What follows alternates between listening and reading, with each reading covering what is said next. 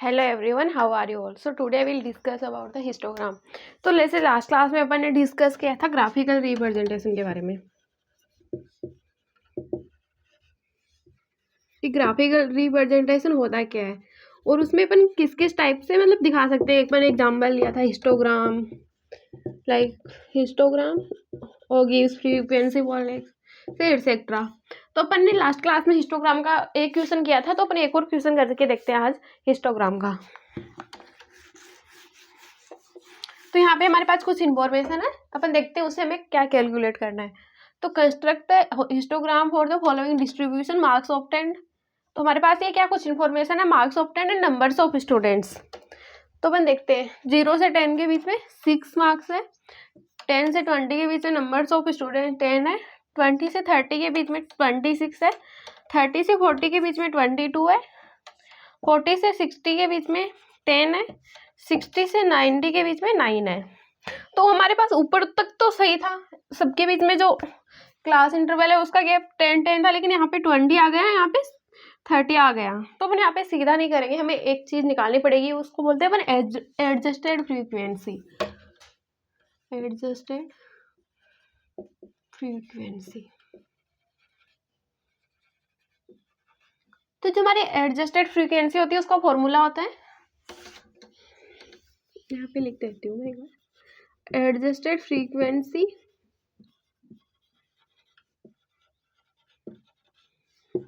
Is equal to frequency divide by the, मतलब जो इनका क्लास का है जो गैप है वो class interval gap and least class size. तो frequency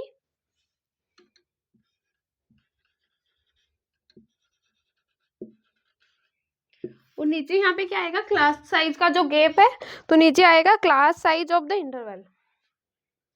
class size of the interval into यहाँ पे आ जाएगा लिस्ट साइज फ्रीक्वेंसी, जो फ्रीक्वेंसी यहाँ पे जो गिवन है हमें, तो लिस्ट साइज फ्रीक्वेंसी। ये हमारे पास एडजस्टेड फ्रीक्वेंसी का क्या फॉर्मूला है। तो अपन देखते हैं हमें निकालना किस तरह है। तो अपन फर्स्ट निकालते हैं frequency divide by class size of the interval. तो फर्स्ट है हमारे पास 6 divide by class size of the interval, मतलब कि जो इनके बीच में गैप है वो, तो ये कितने का है, 10 का।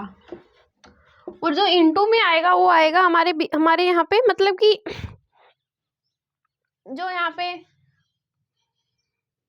लीस्ट साइज ऑफ फ्रीक्वेंसी, मतलब कि इनका गैप, तो ये कितना आएगा, 10 से 10 डिवाइड कर, तो यहाँ पे कितनी आ जाएगी, 6 आ जाएगी। और यहाँ पे भी 10 ही आएगी, तो यहाँ पे भी 10 आएगी, यहाँ पे भी 26 है क्योंकि इनके बीच में गैप भी 26 का है। यहाँ पे 22 आएगी। और अपन इसका देखते हैं, इसमें 10 डिवाइड बाई इन दोनों का बीच का जो गैप है वो कितना है, 20 है, और इनटू 10 आएगा, तो यहाँ पे अलग आ जाएगी। तो यहाँ पे जो आएगी वो वैल्यू कितनी आएगी, वो आएगी 5। This value is the 5। और फिर अपन देखते हैं यहाँ पे 9 आ जाएगा ये तो, और इनका गैप कितना है, 30 इंटू 10, तो ये कितना आ जाएगा, 3। तो हमारी एडजस्टेड फ्रीक्वेंसी आ गई। इसके बेस पे हमें क्या करना है, अब हिस्टोग्राम बनाना है। तो अपन देखते हैं।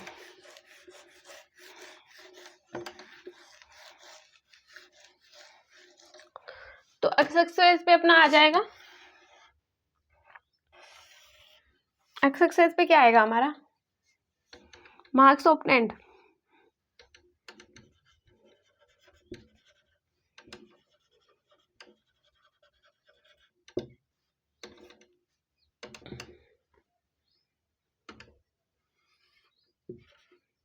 और यहाँ पे हमारे पास कितनी वैल्यू है, 90। तो अपन 10 सबके बीच में 10-10 का गैप देके 90 तक लिख लेंगे। 10, 20, 30, 40, 50, 60, 70,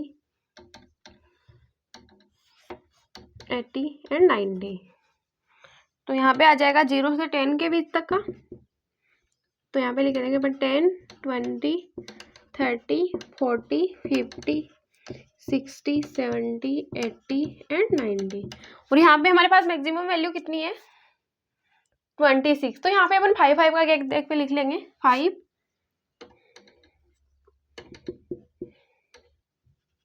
5, 10, 15, 20 and 25. 5, 20, 25, 10, 15, 20 एंड 25। तो अपन देखते हैं 0 से 10 के बीच में कितने नंबर्स ऑफ स्टूडेंट है, तो 6। तो 6 अपने यहाँ पे आ जाएगा हमारा। 5 से थोड़ा सा ऊपर अपन कर लेते हैं। अगर आप लोग करो तो एग्जाम में is the help of the scale, scale की हेल्प से करना थोड़ा सा सही रहेगा। फिर 10 से 20 के बीच में हमारे पास कितने हैं नंबर्स ऑफ स्टूडेंट, 10। तो ये कहाँ पे आ जाएगा, यहाँ पे आ जाएगा। फिर 20 से 30 के बीच में 26। 26 कहाँ पे आएगा, यहाँ पे आएगा।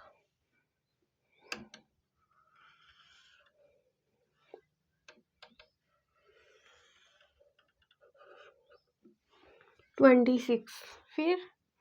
फिर 30 से 40 के बीच में हमारे पास कितने हैं, 22। 22 यहाँ पे मान लेते हैं। फिर 40 से 50 के 40 से लेके 60 के बीच में हमारे पास नंबर्स ऑफ स्टूडेंट कितने हैं, 5। 40 से लेके 60 के बीच में, तो ये कहाँ पे आएगा, यहाँ पे। तो अपन इसको यहाँ पे दिखा देंगे। फिर 60 से लेके 90 के बीच में हमारे पास नंबर्स ऑफ स्टूडेंट कितने हैं, 3। तो ये यहाँ पे आ जाएगा। 60 से लेके अपन 3 कहाँ पे मान लेंगे, यहाँ पे मान लेते हैं। ये आ गया। तो ये हमारा क्या आ गया, हिस्टोग्राम विथ अनइक्वल डिस्ट्रीब्यूशन।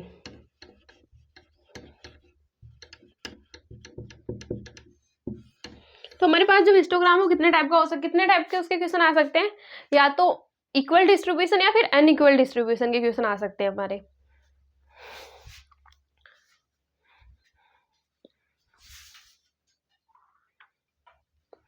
तो हमने यहाँ पे देखा कि जो बार डायग्राम होता है, जो हिस्टोग्राम होता है, काफी हद तक सिमिलर होते हैं। तो अपन देखते हैं इन दोनों में डिफरेंस क्या होता है। डिफरेंस बिटवीन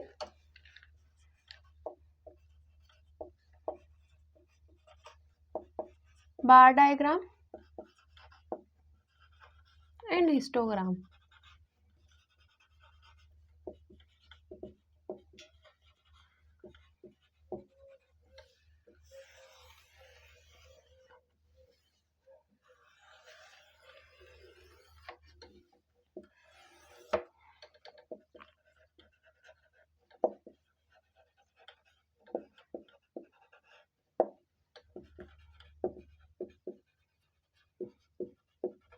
तो हमने देखा कि जो बार डायग्राम होता है उसमें सिर्फ और सिर्फ हमारी जो हाइट होती है रेक्टेंगल्स की, ओनली फॉर द मैटर्स। और जो हमारा हिस्टोग्राम होता है उसमें height and both are the matters, जो क्या है, दोनों के दोनों मैटर करते हैं। तो इन बार डायग्राम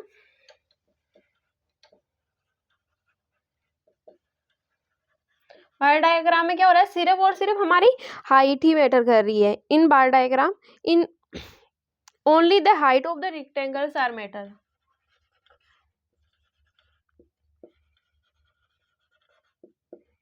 जो हमारे रेक्टेंगल्स होती है उनकी हाइट ही मैटर करती है। तो only the height of the rectangles are matter.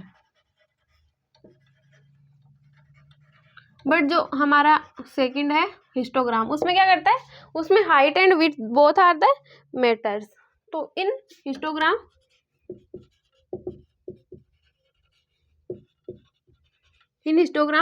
Both are the both height and width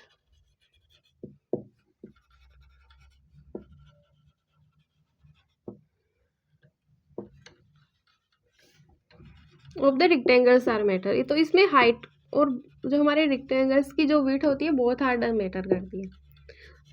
फिर सेकंड डिफरेंस ये आ जाता है कि जो हमारा बार डायग्राम होता है उसमें अपन ने देखा, अपन ने उसको डिस्क्रीट सीरीज में भी अपन ने प्रेजेंट कर दिया था, इन कंटिन्यूअस सीरीज में। लेकिन जो हिस्टोग्राम होता है is only use for the continuous series. तो जो हमारा बार डायग्राम होता है वो दोनों में हो जाता है। तो bar diagram can be drawn with bar diagram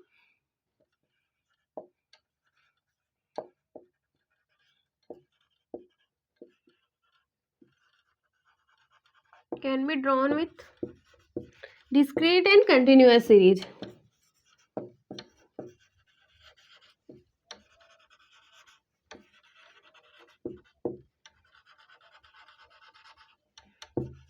but जो हिस्टोग्राम होता है, histogram only drawn for the continuous series.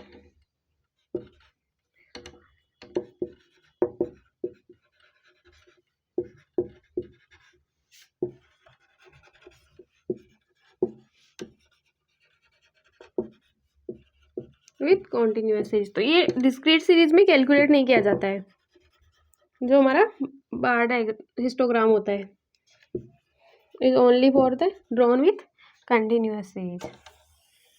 एक लास्ट डिफरेंस और देखते हैं अपन दोनों, इन दोनों के बीच में। तो in bar diagram some space must be left in bar diagram,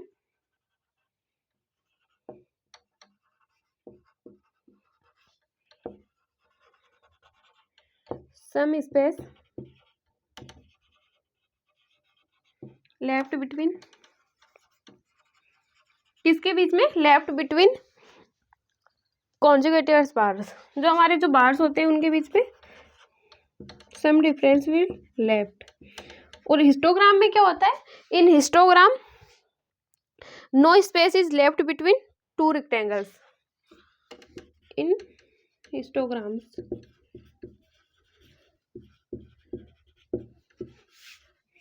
no space left between two rectangles.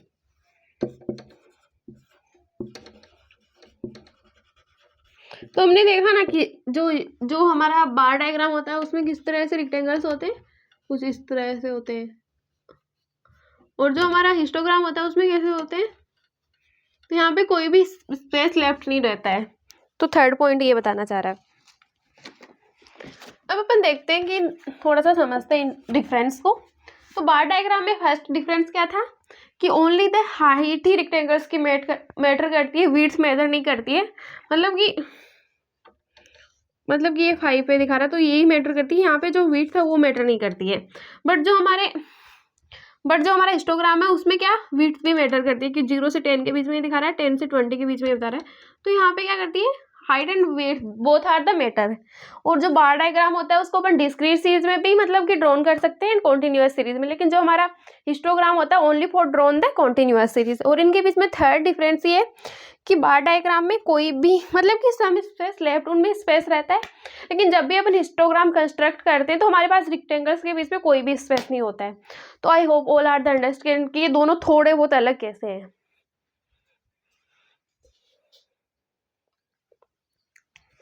तो हमारे यहाँ पे फर्स्ट पार्ट कंप्लीट हो गया था ग्राफिकल रिप्रेजेंटेशन में हिस्टोग्राम। तो सेकंड क्या था हमारे पास, फ्रीक्वेंसी पॉलीगन। तो अपन देखते हैं वो उसको अपन कैसे कंस्ट्रक्ट कर सकते हैं। तो यहाँ पे हमारे पास एक क्वेश्चन है, following tables of numbers of student of a college corresponding to different range of marks in statics make a frequency polygon with the help of histogram. तो यहाँ पे हमारे पास कुछ इन्फॉर्मेशन है, marks obtained and numbers of student, तो with the help of the histogram. तो पहले हमें क्या करना है, हिस्टोग्राम बनाना, जैसे अपन ने पहले बनाया था। तो यहाँ पे अपन ले लेंगे marks obtained and y axis पे अपन ले लेंगे numbers of student, this side is the y axis. तो जो हमारे पास जो मार्क्स है वो कितने तक है, रेंज 10 से लेके 60 तक। तो अपन यहाँ पे 60 तक बना लेंगे, 10, 20, 30, 40, 50 एंड 60। 10, 20, 30, 40, 50 एंड 60। जो हमारे पास फ्रीक्वेंसी है वो कितने तक है, वो है 20 तक। तो अपन मैक्सिमम 20 तक बना लेंगे। तो इनके बीच में अपन 5 का गैप देके बना लेते हैं, 5, 10, 15 एंड 20, 20, 15, 10 एंड 5। तो जो 0 से 10 के बीच में नंबर्स ऑफ स्टूडेंट्स है वो कितने हैं, 5 है। अपन को यहाँ पे लिख लेंगे वो। फिर 10 से 20 के बीच में हमारे पास नंबर्स ऑफ स्टूडेंट कितने हैं, 10 है, तो वो आ जाएंगे यहाँ पे।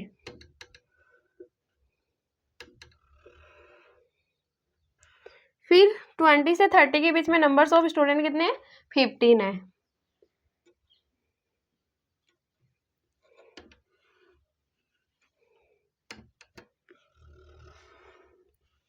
फिर 30 से 40 के बीच में नंबर्स ऑफ स्टूडेंट्स हमारे पास कितने, 20 है। फिर फिर है 40 से 50 के बीच में 12 स्टूडेंट है। 40 से 50 के बीच में 12 अपन मान लेते हैं यहाँ पे होगा 10 से थोड़ा सा ऊपर।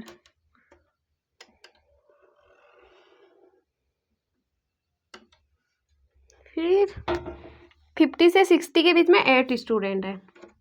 8 यहाँ पे कुछ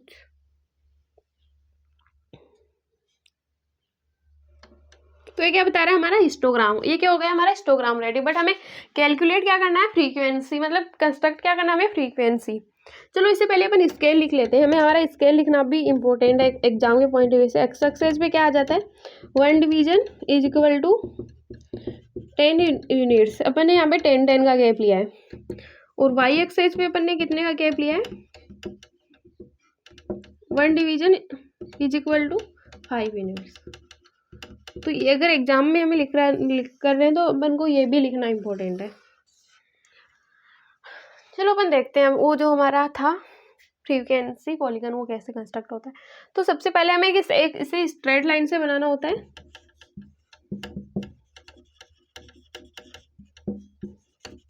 तो हमारे जो जो कोई पॉइंट है यहाँ के हमें बीच में यहाँ पे एक पॉइंट कर देना है पहले। फिर हमें कैसे कंस्ट्रक्ट करना है विद द स्ट्रेट लाइन, मतलब कि स्ट्रेट लाइन की हेल्प से हमें इसको कंस्ट्रक्ट कर देना है। तो मैं इसको करती हूँ, मिनट देखना।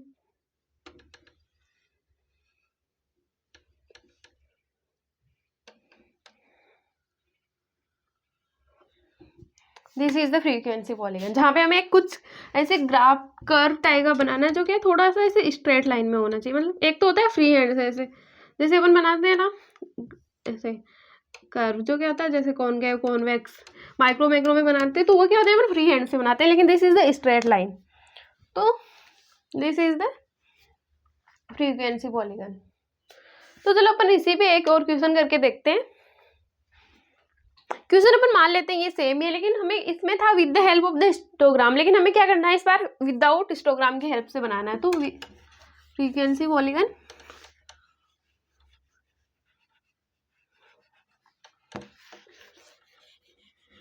क्वेश्चन अपन मान लेते हैं ये सेम ही है, बट हमें क्या करना है इस बार हिस्टोग्राम की हेल्प से नहीं बनाना है, डायरेक्टली ऐसे ही बनाना है।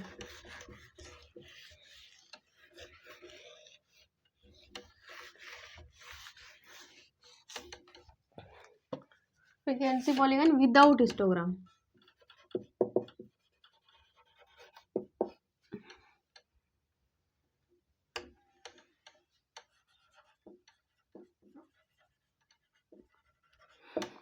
तो यहाँ पे भी पहले हमें क्या करना है x axis and y axis बनाने ग्राफ बनाना है। यहाँ पे हमारे पास 5 का गैप था, 5 10 15 एंड 20 15 10 एंड 5। यहाँ पे हमारे पास कितनी वैल्यू है 16 तक, तो 10 20 30 40 50 एंड 60 10 20 30 40 50 एंड 60। तो यहाँ पे हमें क्या करना है हिस्टोग्राम नहीं बनाना, डायरेक्टली हमें दिखा देना। तो 0 से 10 के बीच हमारे पास कितने स्टूडेंट है 5, तो हमें यहाँ पे एक टिक कर लेते हैं। फिर 10 से 20 के बीच में कितने नंबर्स ऑफ स्टूडेंट है हमारे पास 10। बट हमें क्या करना है यहाँ पे एकदम ऐसे सीधा नहीं लगाना है, इन दोनों के यहाँ पे बीच में एक पॉइंट लगाना है यहाँ पे। फिर 10 से 20 के बीच नंबर्स ऑफ स्टूडेंट कितने हमारे पास 10, तो ये यहाँ पे तो लेकिन हमें करना क्या है यहाँ पे बीच पे, तो यहाँ पे एक पॉइंट लगा देंगे। फिर 20 से 30 के बीच में हमारे पास नंबर्स ऑफ स्टूडेंट कितने हैं 15, तो हमारा 15 कहाँ पे है यहाँ पे, लेकिन हमें क्या करना है यहाँ पे बीच पे लगाना है यहाँ पे। फिर है 30 से लेके 40 के बीच में 20, तो यहाँ पे बीच में आ जाएगा 20। फिर 40 से लेके 50 के बीच में कितने हमारे पास नंबर्स ऑफ स्टूडेंट 12, तो 12 का मान लेते हैं अपन यहाँ से मान लेते हैं, तो यहाँ पे बीच में आ जाएगा यहाँ पे। फिर हमारे पास है 50 से 60 के बीच में, ये थोड़ा सा यहाँ आएगा। फिर हमारे पास 50 से लेके 60 के बीच में नंबर्स ऑफ स्टूडेंट 8, तो 8 कहाँ पे आएगा यहाँ पे मान लेते हैं, तो ये बीच में। तो हमें क्या करना है स्ट्रेट लाइन से इन सबको कंस्ट्रक्ट करना है।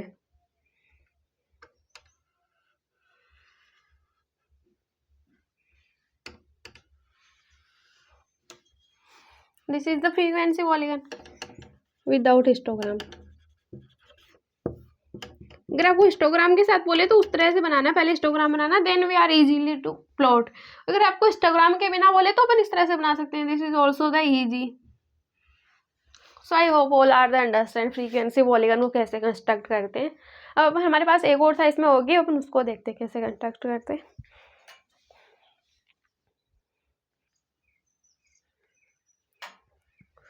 तो अब हम बात करते हैं ओगी की, जिसके ऊपर हमारे पास एक क्वेश्चन अपन वो कैलकुलेट करते हैं। तो make a less than Oggy of the following data, जिसके पास हमारे पास क्लास इंटरवल है फ्रीक्वेंसी, बट हमें क्या कैलकुलेट करना है यहाँ पे, लेस देन, मतलब कि हमें लेस देन वाली सीरीज में कैलकुलेट करना है। तो पहले अपन इसमें क्या करेंगे, क्लास इंटरवल करेंगे,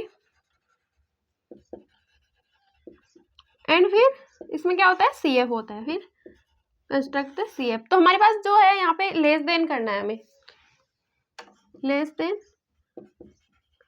करेंगे तो लेस कितने से कम होगा, कम से कम ये 10 से कम होगा। तो यहाँ पे अपन क्या लिख सकते हैं, लेस देन 10।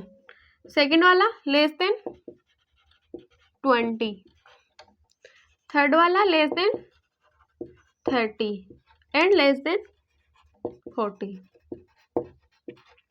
इतनी वैल्यू है। फिर हमें क्या करना है, सी एफ। तो सी एफ कैसा होता है, पहले अपन लिखेंगे 13, फिर क्या करेंगे, इसमें ये वाला प्लस कर देंगे, ऐड कर देंगे, तो कितना हो जाएगा 63। अगर 63 में अपन 29 ऐड करेंगे तो कितना हो जाएगा, ये 2 7 9 2, फिर 92 में अगर ऐड करेंगे तो कितना हो जाएगा 100। देखिए आ गई हमारे पास सी एफ की वैल्यू। फिर हमें क्या करना है, इसकी हेल्प से ओगी कंस्ट्रक्ट करना है। तो अपन सेम वही है, एक्स एक्सिस पे अपन क्या लिख देंगे, मार्क्स लिख देंगे, और this side is the frequency and this side is the class interval. तो हमारे पास जो वैल्यू है वो कितने तक है, 40 तक है, 20 30 40 10 20 30 एंड 40। और इस साइड तक हमारे पास वैल्यू कितनी है, 100 तक है। तो अपन इस साइड क्या करेंगे, यहाँ पे अपन 20 का गैप लेके बना लेते हैं, 20 40 60 80 एंड 100। तो अब देखते हैं हमारे पास 0 से लेस देन 10 में कितनी है, कितना है इसमें 13। तो एक बार अपन यहाँ पे एक वो बना लेते हैं कि जो 10 है उसमें कितना आएगा, 13 सेट बना लेते हैं। फिर 20 वाले में 63, 30 वाले में 92 एंड 40 वाले में 100। तो यहाँ पे अपन ने क्या कर लिया, एक तरह से इनका सेट बना लिया। और जो हमारा ओगी होता है वो क्या होता है, same for the frequency polygon, लेकिन उसमें अपन ने स्ट्रेट लाइन कंस्ट्रक्ट कैसी है, और यहाँ से यहाँ पे अपन को क्या करना है, इसको फ्री हैंड से कंस्ट्रक्ट करना है, फ्री हैंड से कंस्ट्रक्ट करना है। तो 10 पे कितना आएगा, 13। तो मान लेते हैं 13, ये यहाँ पे 10 हो गया, थोड़ा सा इससे ऊपर यहाँ पे मान लेते हैं, यहाँ पे 13। फिर 20 में कितना आएगा, 63। तो 63 तो कहाँ पे होगा, यहाँ पे मान लेते हैं, यहाँ पे होगा 63। फिर 30 में आएगा 92। तो 92 तो कहाँ होगा, यहाँ पे 90 और यहाँ पे कुछ 92 होगा, यहाँ पे होगा 92। फिर 40 वाले में कितना आएगा, 100।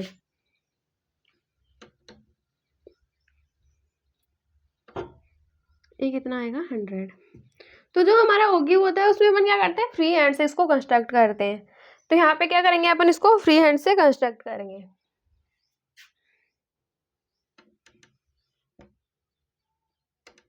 This is the less than ओगी,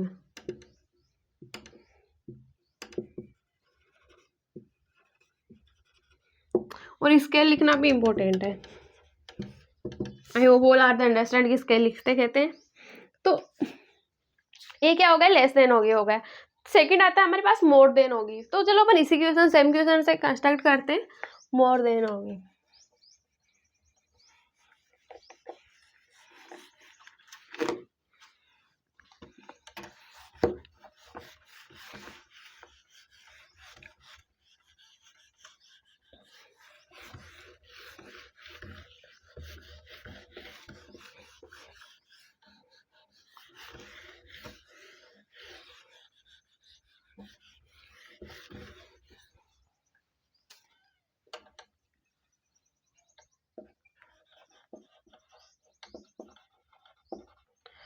तो उसमें भी हमें क्या करना पड़ेगा, सबसे पहले क्लास इंटरवल लिखनी पड़ेगी। यहाँ पे class interval and this side is the CF। तो जो हमारा होता है ये मोर देन वाला, उसमें क्या कैसे लिखेंगे अपन, मोर देन, तो जो भी ये वैल्यू हो कितनी होगी, इसमें 0 से तो ज्यादा होगी। सेकंड वाले में मोर देन, जो भी वैल्यू है कितने से ज्यादा है, मोर देन 10 से ये वाली ज्यादा है। तो थर्ड में अपन क्या लिखेंगे, more than 30 and more than 40। लेकिन जो हमारे पास इसमें जो अपन CF निकालेंगे वो कैसे कंस्ट्रक्ट करेंगे, अपन यहाँ पे इसमें नीचे से होता है, पहले अपन 8 लिखेंगे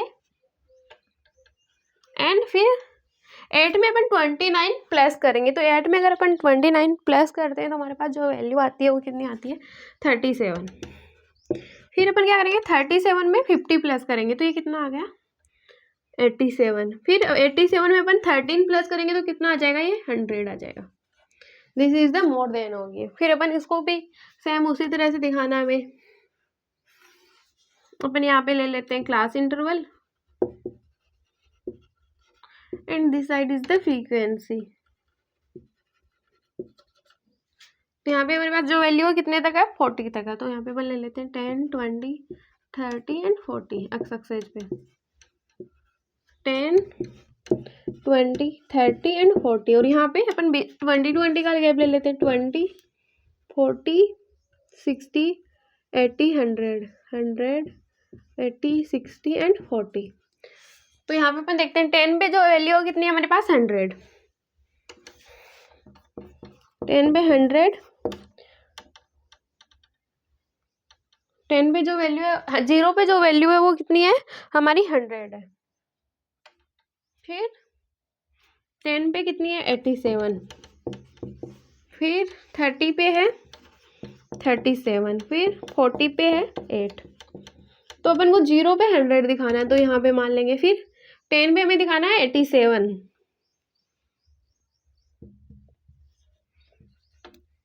0, 10, 20 एंड 30। फिर 10 पे जो वैल्यू है वो कितनी है, 87। 87 कुछ यहाँ मान लेते हैं एक बार, क्या आप लोग तो इससे से करना। फिर 20 पे है 37, 37 कुछ यहाँ पे होगा। फिर 30 पे है 8, तो यहाँ पे मान लेते हैं अपन।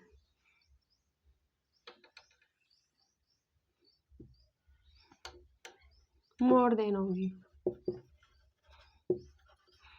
सो I hope all are the understand कि अपन होगी को कैसे कंस्ट्रक्ट करते हैं। Is the same for the frequency polygon, but इसको क्या अपन को फ्री हैंड से ऐसे कंस्ट्रक्ट करना है, उसमें एक ऐसे स्ट्रेट लाइन होती है। तो बस थोड़ा सा ये डिफरेंस होता है इन दोनों के बीच में, बाकी तो सब सेम ही है। तो अब हमारा एक लास्ट और रह गया था इसमें, ग्राफिकल रिप्रेजेंटेशन टाइम सीरीज। अपन उस पर भी 1-2 क्वेश्चन करते हैं, then we are complete the chapter number 3।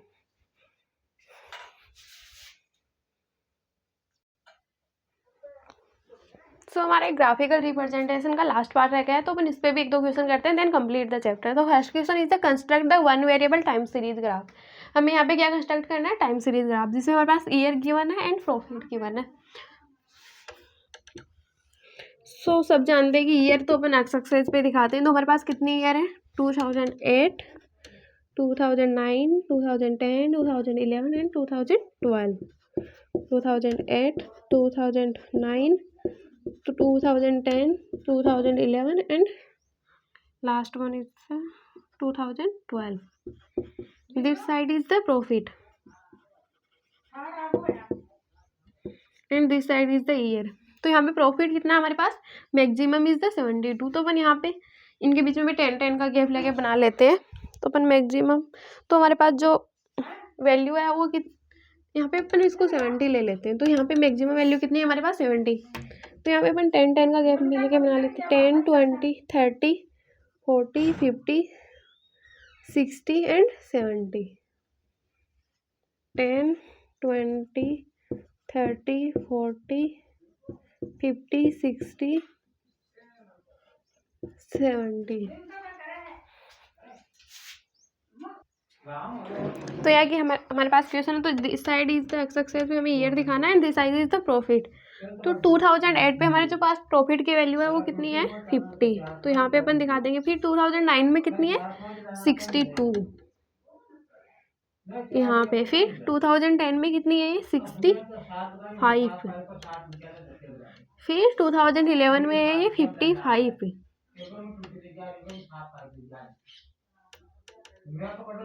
फिर 2012 में है ये 70। तो अपन इसको कंस्ट्रक्ट करते हैं।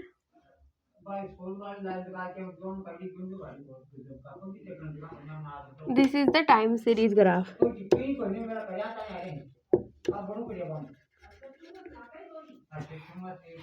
तो ये क्या था टाइम सीरीज ग्राफ, जिसको अपन ने इजीली प्लॉट कर लिया। तो एक और रह गया हमारा इसमें 2 वेरिएबल टाइम सीरीज ग्राफ, अपन उसको भी कंस्ट्रक्ट करते हैं। Then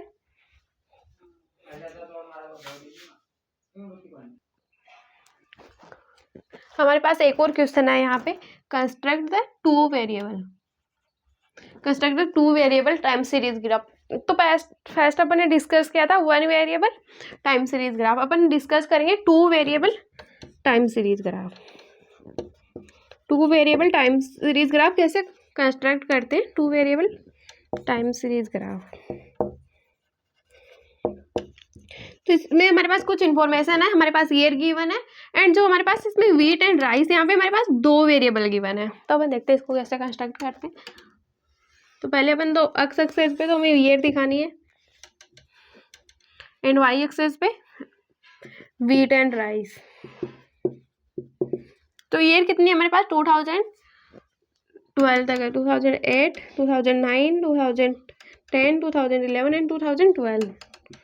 8, 2009, 2010, 2011 and 2012। और जो हमारे पास वेट एंड राइस की वैल्यू कितनी है 50 से लेके 150 तक। तो यहाँ पे अपन जो गैप है वो 50-50 का देख के यहाँ पे कंस्ट्रक्ट कर लेंगे। 50 से लेके मैक्सिमम कितना हमारे पास 320 है, तो अपन यहाँ पे अपन 350 तक कर लेंगे। 50-50 का देख देंगे 50, 100, 150, 200, 250 एंड 300। 50, 100, 150, 200, 250 एंड 300। यहाँ पे क्या ईयर गिवन है, एंड यहाँ पे व्हीट एंड राइस है। तो 2008 में हमारे पास जो व्हीट है वो कितने थे 200। तो 200 कहाँ पे है यहाँ पे। फिर 2009 में कितने हैं हमारे पास व्हीट 250। फिर 2010 में कितने हमारे पास 200। फिर 2011 में हमारे पास है 2011 में 300 यहाँ पे आ जाएगा।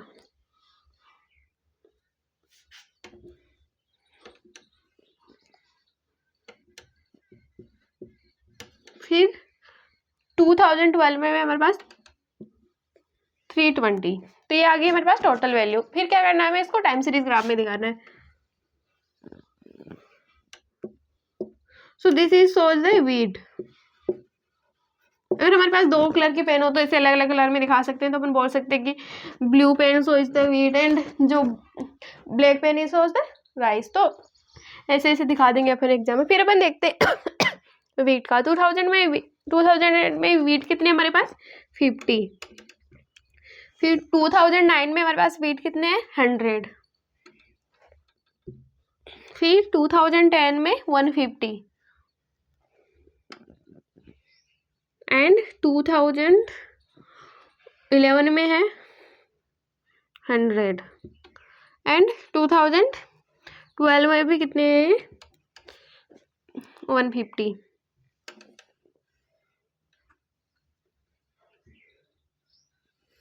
तो this line is shows the rice.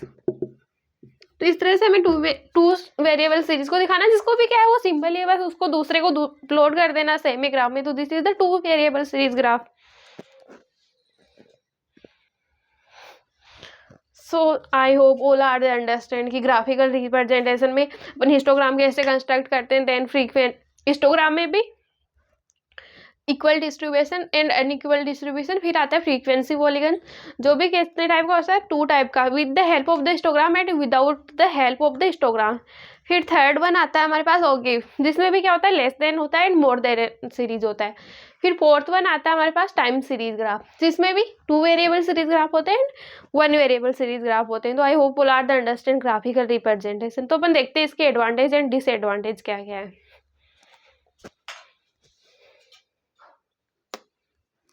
तो अपन देखते हैं इसके एडवांटेज एंड डिसएडवांटेज। तो advantage and disadvantage of advantage and disadvantage of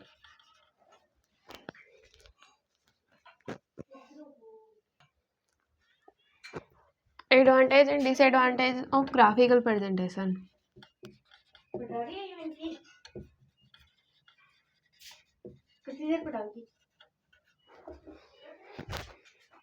ठीक है,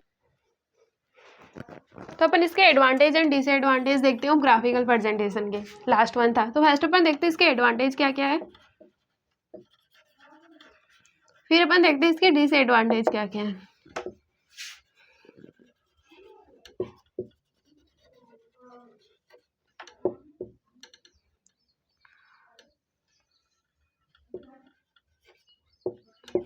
तो इसका फर्स्ट एडवांटेज क्या है, ये शो ट्रेंड्स करता है हमें, मतलब कि शो ट्रेंड्स, मतलब कि जैसे जैसे अपने देखा टाइम सीरीज में ऐसे ग्राफ था तो टाइम को बता रहा है, तो ये ट्रेंड्स को दिखा रहा है कि इसमें यहाँ पे इतना था, तो this is shows the trends. तो एक तरह से ये भी इसका एडवांटेज हो गया। सेकंड वन देखते हैं, इसमें क्या होता है, ये is useful for the large data. तो अगर हमारे पास लार्ज डाटा हो तो अपन इसको इजीली यूज कर सकते हैं, तो हेल्पफुल फॉर लार्ज डाटा। फिर थर्ड वन क्या आता है कि जो हमारे पास जो ग्राफिकल प्रेजेंटेशन था, इसमें क्या टाइम भी कम लगता है, save times, comparison to diagrammatic presentation के कंपेरिजन में इसमें थोड़ा सा कम टाइम लगता है। फिर देखते हैं अपन इसके डिसएडवांटेज भी होते हैं, जहाँ जहाँ पे pros and cons both are there. अगर कोई एक चीज़ है तो उसमें एडवांटेज एंड डिसएडवांटेज दोनों के दोनों होते हैं। तो ये क्या होता है, थोड़ा सा कम एक्यूरेट होता है, कैन बी मिसलीडिंग, एक्यूरेट कम होता है।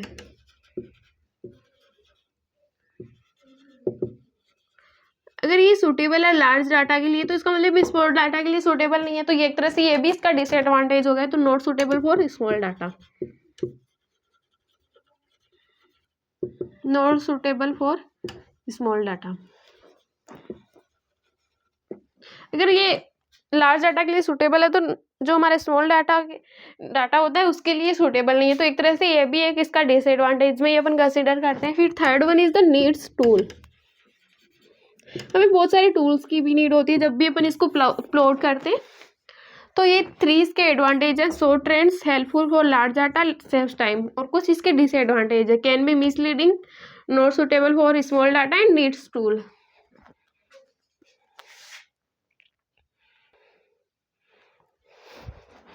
तो अपने इस चैप्टर का, ये चैप्टर का हमारा लास्ट पार्ट था, then complete the chapter number 4। तो एक बार थोड़ा सा इसका अपन क्विक रिवीजन करते हैं, ये अपन ने इस चैप्टर में पढ़ा क्या क्या है। तो पहले तो हमने ये समझा था कि प्रेजेंटेशन ऑफ डाटा होता क्या है, मतलब कि अपन ने मीनिंग समझा था, प्रेजेंटेशन ऑफ डाटा होता क्या है। फिर अपन ने देखा था प्रेजेंटेशन ऑफ, इसके फॉर्म्स ऑफ प्रेजेंटेशन क्या, अपन मतलब कि डाटा को कितने टाइप से प्रेजेंट कर सकते हैं। तो this is second one is the forms of presentation. जिसमें अपन देखा था कि अपन डाटा को या तो टेक्सुअल प्रेजेंटेशन कर सकते हैं, मतलब डाटा को अपन टेक्स्ट में प्रेजेंट कर सकते हैं, जैसे कहीं टेक्स्ट या पैराग्राफ में, जहाँ पे अपन डाटा को क्या कर रहे हैं, टेक्स्ट में प्रेजेंट कर रहे हैं। Second one is the tabular presentation, जहाँ पे अपन डाटा को प्रेजेंट कर रहे हैं in the help of the table, जैसे हमारे पास ऐसे पैराग्राफ में डाटा हो, फिर अपन को उसको कंस्ट्रक्ट कर रहे हैं टेबल में, तो जो क्या देखने में थोड़ा अट्रैक्टिव लगता है। फिर थर्ड वन आता है diagrammatic presentation,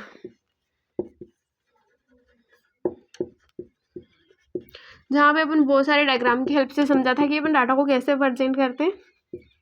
and last one is the graphical representation, जो अपन ने अभी अभी कंप्लीट किया है, ग्राफिकल प्रेजेंटेशन।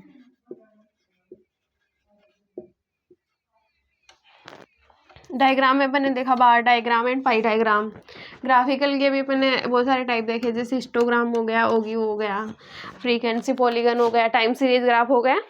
तो अपन ने ये सब डिस्कस किया था। तो बस ये ज़्यादा तो कुछ बड़ा चैप्टर नहीं था, एग्जाम के पॉइंट ऑफ व्यू से थोड़ा इंपॉर्टेंट है, क्योंकि इसके बहुत सारे न्यूमेरिकल टाइप के क्वेश्चन आते हैं। इसकी थ्योरी बेसिस क्वेश्चन थोड़े कम आते हैं कंपेरिजन टू अदर चैप्टर्स। तो यहाँ पे is important for the question graphic, मतलब कि इसके क्वेश्चन आपके पास कोई, मतलब कि यहाँ पे कोई पैराग्राफ आ गया और आपको कंस्ट्रक्ट करने के लिए बोल दिया table and diagram and graphical representation. So I hope all are the understand कि इस चैप्टर में मतलब कि अपन को क्या क्या समझना है, कैसे कैसे क्या क्या इम्पोर्टेंट है। So I hope all are the understand chapter number 4 presentation of data. Thank you.